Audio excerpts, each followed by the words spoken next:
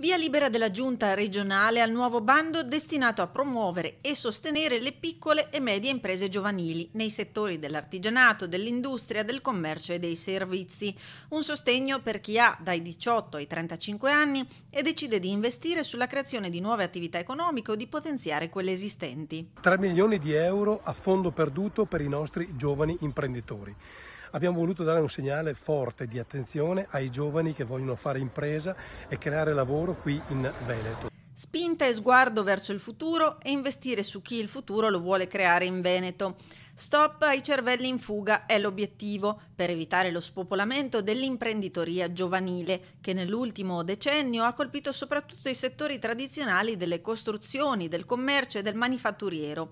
Crisi che si è inasprita con la pandemia. Basti pensare che nel 2020 si sono perse a livello nazionale 18.900 nuove imprese giovanili rispetto al 2019. Non tutti i cervelli sono in fuga, anzi molti cervelli rimangono qui in Veneto a fare impresa e a creare lavoro. Le domande di sostegno relative al bando per l'imprenditoria giovanile, che verrà pubblicato nella sezione bandi del sito della Regione, dovranno essere compilate e presentate esclusivamente per via telematica a partire dal 20 fino al 30 settembre.